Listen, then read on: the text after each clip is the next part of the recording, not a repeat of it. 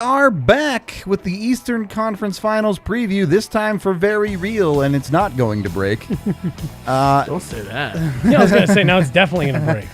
Just to recap where we were when our other feed went down, the Rangers go through Game 7 twice to make it all the way to the Eastern Conference Finals, and really have had a fairly easy road. A lot of good breaks going their way with injuries to other teams, things like that. It's really injuries to the goaltenders, but then also Sidney Crosby. Yeah. Yeah.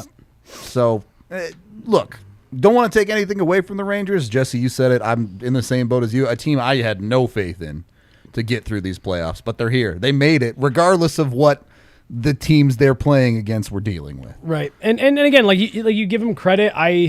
And honestly, I'm in the same boat with the Oilers. I'm done saying I don't think one player can take you this far, because apparently they can, and I know nothing. I felt all year like Igor Shesterkin was propping up the Rangers in an unsustainable way.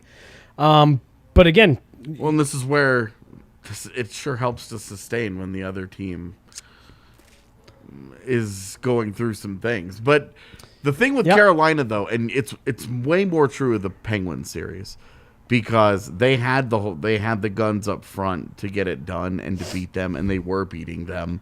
To be honest with you, in the Pittsburgh series, I don't think Igor played all that well. And he gets pulled, and twice. Like things happen in that series where you're like, okay, the rubber's meeting the road here. Yeah. They're getting what's been coming to them all year, overproducing or outplaying their on ice quality of play, and then Crosby gets hurt, Louis Domingue, some things broke their way to kind of even the playing field.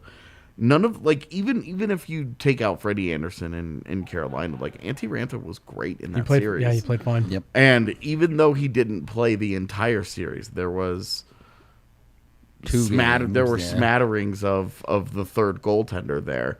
It wasn't enough for you to say, well, that's all it is. That's why. Yeah. There's more going on there. For sure. And you also can't look at Carolina and just say, well, it's not entirely their failure that they could not get out of that series. Some of that credit goes to the Rangers for winning it. Look, they roll into Game 7, and if you watched Game 7, you never would have thought that would have been a 7-game series, right? Yep. Because one team showed up ready to play, and it was the New York Rangers. All the chips were down, and the Carolina Hurricanes looked like they leaned on their ridiculously good Game 7 history and just overall, instead of actually showing up and putting the work in. They looked like they were going to lean on that. And the Rangers showed up and just got to work, man. And it started immediately. You make a great point there, because that's one thing I talked to some folks about after Avs Blues Game 5. And, there was obviously a lot of thoughts about that. About the way that, this team played and, they let them do that. And I had to remind people, there's two teams out there. And when you talk about, what you were just saying, the Carolina Hurricanes, there's a lot of things you can point to about what they didn't do in that series. But on the flip side, you have to give the credit to the New York Rangers for showing up and either taking advantage of the mistakes the Hurricanes made, or, like you said, just showing up more prepared for Game 7. There's all kinds of things you can point to. There's so much that goes. That's part of what makes hockey so fun and so random and so truly you don't know what's going to happen on any given night. But the Rangers showed up, and whatever breaks they've gotten, sure, they have taken care of the business that they have needed to take care of, and they got them, and that's fine. Right. That's how it goes. Right. Nobody gets through multiple playoff rounds without catching a break along the way. It's not like anybody has ever just been like, well, they just straight won their way there because they're that good. Right. Come on. Right. You mean tell me that Tampa Bay hasn't caught a break or two along the way? Right. Let's take a look at Tampa Bay's side of this too, because I think it's safe to say, on paper, Tampa went through a much harder 2 rounds as far as opponents are concerned. Arguably the hardest 2 rounds. With Toronto in round 1 going 7, and then should we say exposing Florida in round 2? I don't really want to. I mean, 2 of those games, the Panthers thoroughly outplay the Lightning. Tampa and were it's getting just dominated. Vasilevskiy. Right. So I don't even feel like it's exposed the Panthers to be frauds or whatever. Yeah. It's just that there was a team with as much chock full of as much experience as you could possibly have that leaned on its greatest ace in the hole in Andrei Vasilevskiy, and Vasi is the reason why that was a sweep. It had nothing to do with anybody else on the ice. It's Vasi more than anything else that got them the sweep in that series. And I don't think it was necessarily excuse me, exposing Florida, but more of just, and this is kind of how I saw it, reaffirming and drawing attention back to the maturity of this Tampa team. And, I think sometimes we can put too much stock into experience, but I think that second round against Florida was a good reminder that experience does mean something. And they got into that situation. Like you said, like they got bailed out by Vasilevskiy in a couple of those games. But once they got in position to close that series out, it just reaffirmed this is a very mature team who has not only gone through the rigors of winning a Stanley Cup, they've gone through the heartbreak of being on the other side of it and brutal losses, and they know how to bottle that. They know how to stop it. They know how to react to it. There's no situations that fluster them. Yeah, they haven't lost consecutive games in the postseason in God knows how long. Right. Well, I think the composure, Game 4 against Florida is a perfect example. Yes, they were getting their teeth kicked in possession-wise, and Vasilevskiy was playing great. But let's not forget, they scored the first goal of that game 3 times. They had 2 goals taken off the board, and a lot of teams would probably break. Right. And like Tampa is more comfortable than any other team that I've seen playing in a game in which they're getting their head kicked in, like shot metric wise, but the score is still close because they just trust Vasi. Right. Yep. They just know, hey, that guy's got us. Yeah. We're just, all we have to do is we have to keep working and keep fighting our way to the 1 or 2 opportunities that we need, and that guy will do the rest for us. Yeah. We open up keep the shooting lanes clear, let him see the puck, and that guy will take us home. Yeah. And they're just bizarrely comfortable in those situations where they do happen. And it's the thing with the Tampa with the Lightning is that they are not a team that does it every game. So you don't look at it and say eventually this is going to break like you do with the Rangers, where you say this can't continue. You're just not going to continue to get thoroughly outshot and outchanced and out everything and still then win. Win games because your power play sneaks a goal or your top line, does whatever it does, and you get to the 2-1. And that's what makes the series so fascinating is you have maybe the 2 best goalies in the NHL right now going head to head in a series in which every night is going to be a race to 1. And everyone watched Game 1 of Colorado Edmonton, and people are like, well, 14's a lot of goals, but you expected offense out of these 2 teams. And you look at the Eastern Conference Final and you're like, oh, it's a race to 1. Yeah, this is a completely different sport. Well, and so going back to Vasilevskiy and to a lesser extent Shesterkin, because he just hasn't done it as long or at the levels that Vasi has. So for sure, but like there's a comment here. Oh, well, Vasilevskiy gave up 3 goals. I don't know what game they're referring to. I think he's referring to the entire Florida series and is giving him props, actually. I was going to say, because but that is the other thing with Vasilevskiy and what is so,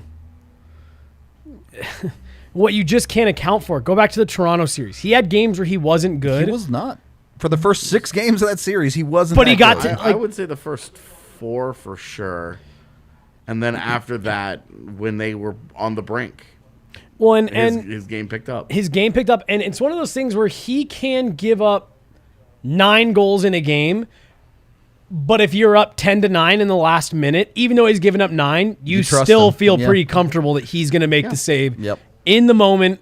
in the last minutes when you need him to make, like we were talking about with Pavel Francouz in Avs game 1, you needed the big save when things got tight and he gave it to you. You trust Andrei Vasilevskiy is going to do that for you. Regardless of what has happened, you trust him to make the next save. And I think you're right. It reflects in the way that Tampa plays. Yeah. Just the symbiosis between them, between the skaters and the goaltender there. They're comfortable with each other. He understands when his team isn't going and he's going to have to lock it down, and they know that. And then he also knows, hey, my team is flying tonight. I might have an easier workload, but I've got to stay mentally sharp. I've got to be into this. Was it Game 7 against the Leafs when he muffed that puck behind the net and it came back out front? I think so, and he made the calmest recovery and save of all. Just slides out in front, gets in front of it. I saw that, and I was like, just like, dude, end the game. I was like, what is this guy? Stop the fight! Stop the fight! Like, you're not going to score on him. And if we can bring up Tampa's scorers here too, I think where you really feel good as Tampa is you started to get the real Nikita Kucherov in round 2. Yeah, well, in the same way that we talked about, if Mikko Rantanen wakes up, it changes the dynamic of the Avalanche. Nikita Kucherov woke up. Florida went home. Yep. And like sometimes it's their best forward showed up in a big way in the series and was better than Florida's best. Yep. And it just was not hard to do the math in that series where you're like, look, Kucherov was great. Vasilevskiy was exceptional. Tampa won the important battles. And here's the other thing that we haven't mentioned once. There was no Braden Point against Florida. Maybe your second best forward missed the entire series. You get him back in the mix in this third round. And it's just Tampa just has so many game breakers. Yeah. Where they can just change a game in an instant. I don't actually agree with this very much. I don't think that they have the game breakers that they used to. Oh, for sure. Well, they used to have like a stupid amount of riches, and it's like Kucherov and Stamkos are doing more of the heavy lifting than ever. But you're getting good work out of Alex Killorn. Ross Colton. Corey Perry had almost a 20-goal season this year, and he's been great in the playoffs. Like Ross Colton and Corey Perry have my biggest problem with the Lightning is I'm just not sure that their depth is that good. Ross Colton leads them in goals, and you're just like, okay, well, just kidding. Like Ross Colton has been great for them. They've gotten those performances down the lineup because they've gotten not much out of some important guys like an Anthony Cirelli. They've been a little dry there. And you look at that on the other side with the Rangers, and you're looking at I think they said Ryan Strome had 48 shots on goal in the postseason. Yeah. And that in Game 7 he scored his second. Finally breaks through. And you're looking at that again. You're looking at it like with Amico, where that's a really important guy that if he's not going, it's really hard to win. Yep. And we've seen how badly the Rangers have struggled to get the offense necessary to get across the finish line. It's been just enough. Yeah. And what's been really impressive is emotionally, that team has gotten bodied a couple of times and just bounced right back. Goes right back to work. And they're down 2-0 in that Carolina series coming back home, and they walk out of that 2-2. Yep. Like there's an emotional maturity there that it's easy, but it's also really reductive to just be like, it's Shesterkin. Well, I mean, just bring up their leading scorers list. And you'll see the top end for them from Zibanejad and Fox has been nails. They've shown up, and then you'd probably like a little bit more out of Panarin, to be honest. A little bit more, but you love what you're getting out of Andrew Copp. Exactly. Who cost them a first-round pick now because they made the conference finals. It's true. Get your money's worth. I think Mika Zibanejad is really good, and every time I see him, I'm like, oh, he's better than I remembered. And I already think he's very good. He cherry picks like crazy. Oh, dude. And it, like, there's a piece of me that's like, you fucking cheat hole. And it drives me crazy.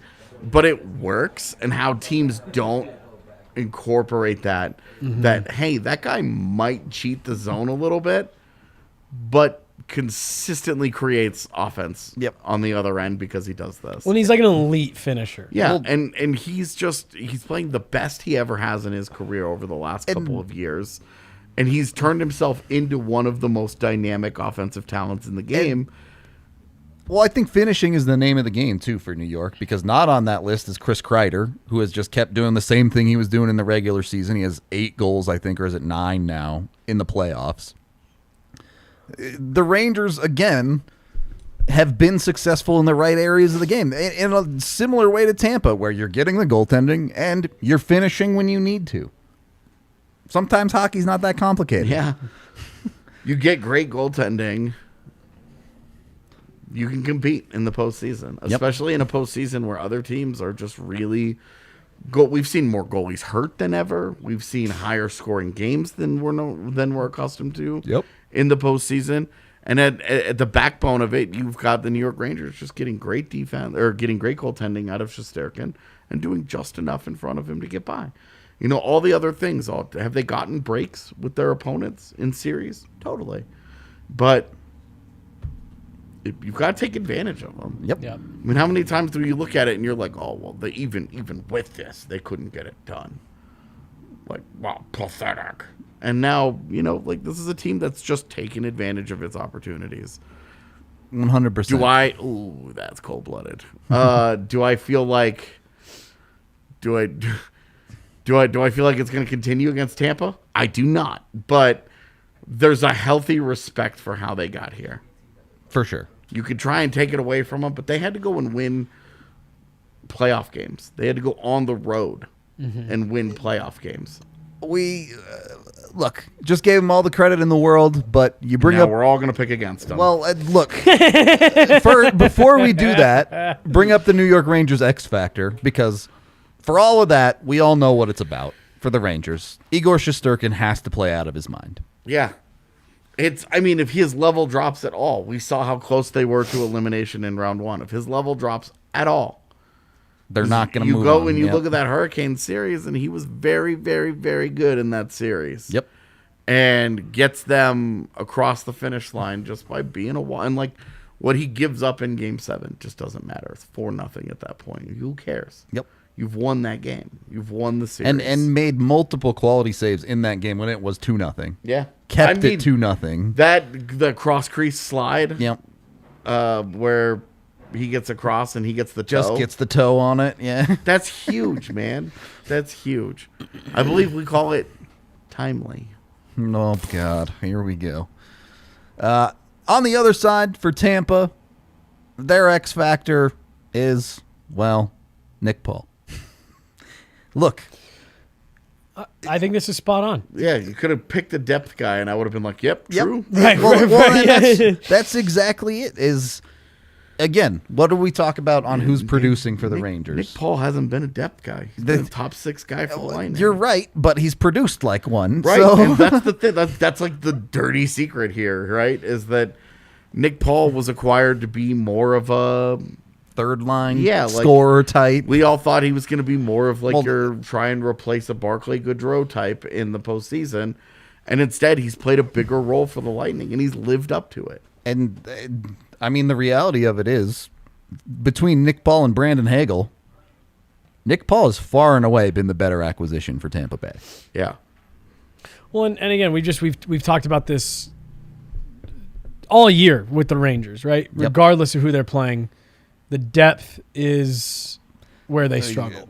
They're getting nothing out of Capo Caco. They're actually getting a little bit out of Laugh, but the kid line is actually with Hedel and Lafreniere. They've actually been okay. They've been fine. They've been solid depth for the Rangers. Like their bigger problem is that the Ryan Strome thing has just really struggled a lot. The kid line's actually been pretty good for them. I like the kid line. Besides Caco, I think Caco has continued to struggle. But he's probably done.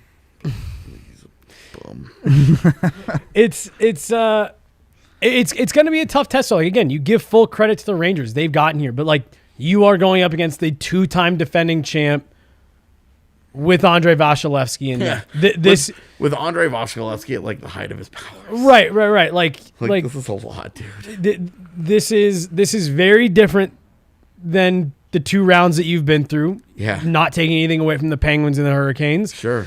The Lightning they've started to roll a little bit here, and they just smacked the President's Trophy and winning Florida Panthers.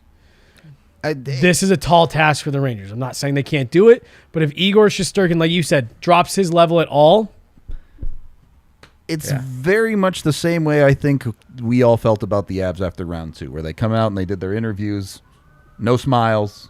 Nathan McKinnon, Gabe Landeskog sitting there, all Work business. Yeah, Tampa feels the exact same way. Yeah. Well, and Tampa is the ultimate example of being about it, not talking about it. Yep. They walk the walk every series they get into. Yep. They don't lose consecutive games. They bounce back from poor performances. They survive their bad days better than anybody we've seen in recent NHL history. yeah. They just understand the moment so well. It's such a mature team that they're just really impressive to watch how they hold themselves accountable, how they're honest about their failures, and they raise their level when they need to. And then when they have problems, Andrei Vasilevskiy just bails them out, man. They lost 4 straight to the Blue Jackets, whatever that was, 3-4 years ago, and they're like, cool. Not doing that ever again. Never lost again in the series. How about no more consecutive losses? Right, yeah. This is also like it's the thing that the Avalanche are trying so hard to emulate. Right. Yep. Don't let losses stack up. Okay, you lose a game 2 at home against St. Louis. That sucks. Go into St. Louis, take them both, Yeah. put a stranglehold on that series, and give you the leeway to fuck one up. Right. Which they did. Yep. And then showed that maturity, going back into St. Louis, getting the win. Yep.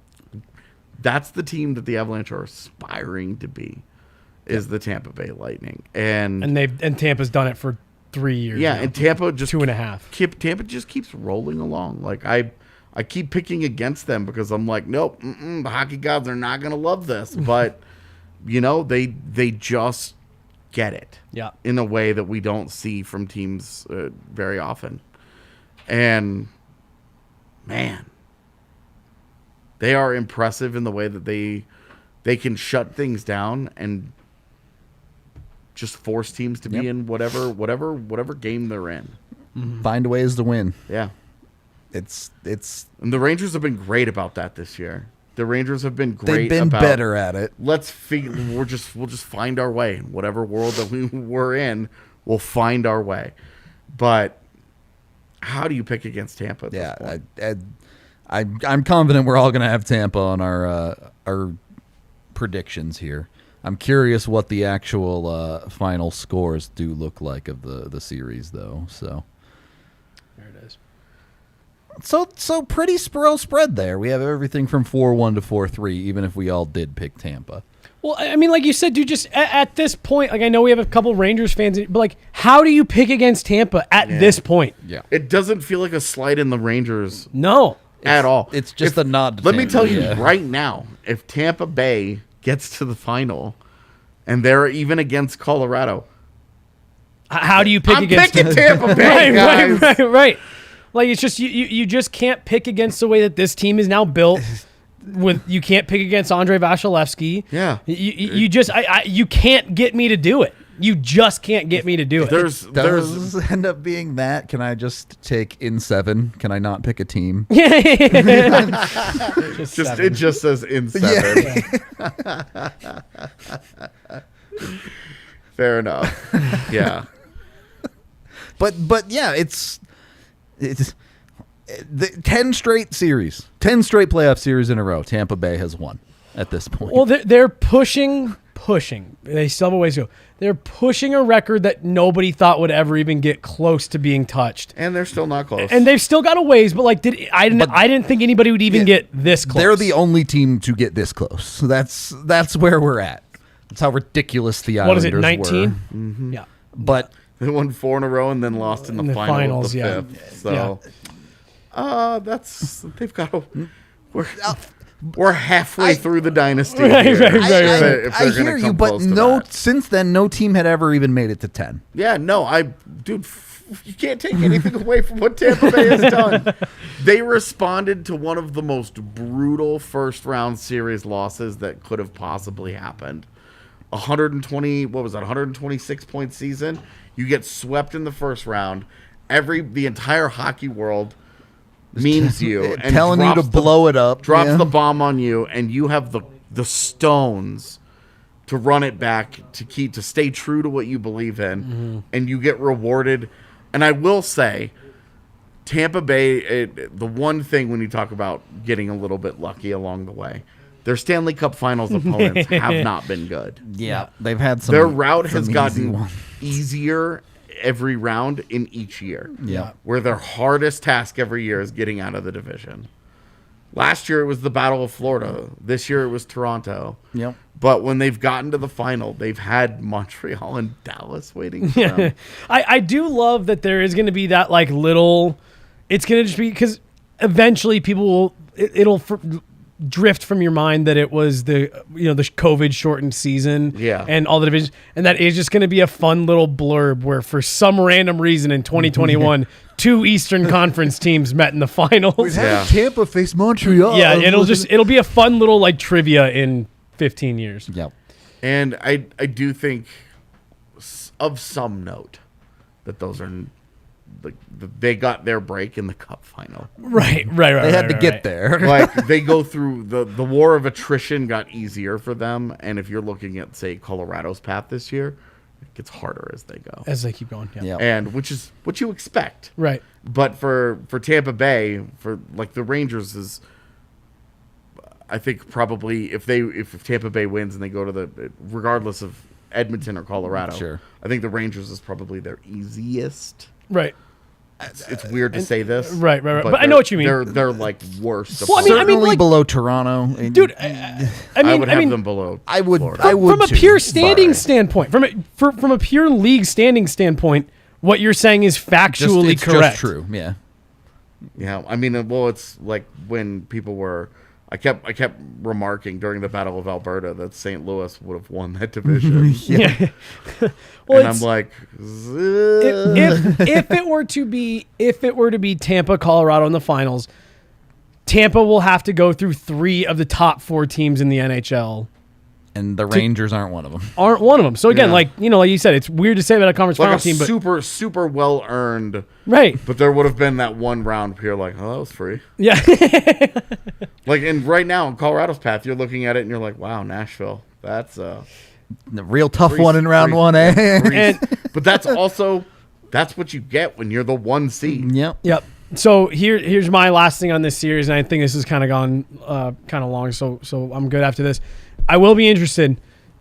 Teams that have swept playing a team that has gone 7 games are It's been a over minute. for like 10 plus been a years. minute. It's been 20 years. Of 20 this, yeah. And it's happened, I believe, 7 times. So So it's not a thing that happens very often, but you do wonder. you do wonder. Tampa swept. The Rangers went 7. Historically, it favors the team that goes 7. Yeah. So it'll be interesting. Yeah, we'll see how it goes. I have no confidence in the Rangers whatsoever in that series, just matching up. But who knows? Who knows? That's why you Like, play the games, yeah, baby. That's why they play the games. And if we get an Oilers Rangers Cup final. Cup final, I give up. Yeah, I did too. Yeah. Anything is I'm possible. never making a prediction again. The only team I've predicted wrong this entire playoffs is the Rangers. I've gotten every other series right. I got both Rangers series wrong. So Nice little shameless plug right there for himself. I got everything wrong. I picked the Rangers to beat Pittsburgh in Well, 7. I can the one thing I got right. I can feel good about. And then I was out on the Rangers, and I bought in on Carolina because I'm a dumbass. Yeah, right. Like I can feel good about all my other predictions. If the Rangers go to the Cup Finals and win, I'm still a moron. Does not matter. It is what it is. That's Dude, hockey. this baby. is my favorite part of the internet. There's receipts. Cool. I was wrong. I'll be wrong again. Everyone. Yeah, what are you going to do? Like Rangers fan that doesn't watch our podcast on a regular basis?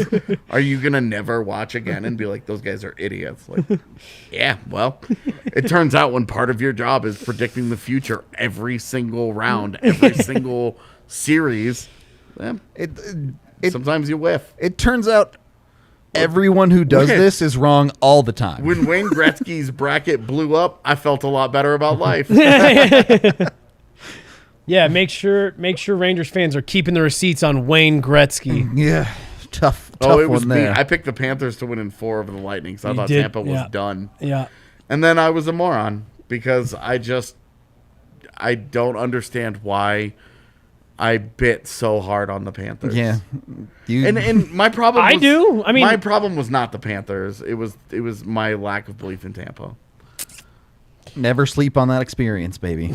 Yeah, and then the Carolina. I keep thinking this is my phone. The Carolina thing was just I'd been out on Carolina for so many years, and they'd made me look dumb. By being out on them. And then the one time I point out their fatal flaw, and I keep buying into them, while their fatal flaw gets more and more exposed every game that gets played, that they don't have an alpha, that their alpha is Rod Brindamore. and he is. Yeah, he's their alpha, dude. He might be a Sigma at this And point. that's not acceptable in the postseason because that guy doesn't play. Yep. He's not on the ice.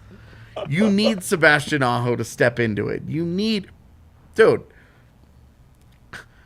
where the hell did Svech go? Disappeared. Just ghosted the postseason. It's look, win a game on the road. Win one game on the road. Yeah, we should talk about that at some point this week. I don't think that needs to go into Yeah, our Rangers not Lightning today. preview, but we should talk about that because that was pretty wild. I'm sure we will. We do have to get out of here for today, though. Hope you all enjoyed the Eastern Conference Finals preview. Game 1 of that series starts tonight, so we just got it in under the bell. Of course, we'll be back tomorrow. Pre-game, watch-along, post-game, the whole 9 of Avs Oilers Game 2. Be sure to tune into that. Go check out bdnvr.com. Read all of our awesome content. If you're not a member, consider signing up. Bunch of amazing perks, including shirts like this one. All right. We're going to get out of here. Thank you, everybody, and we will catch you on the next video.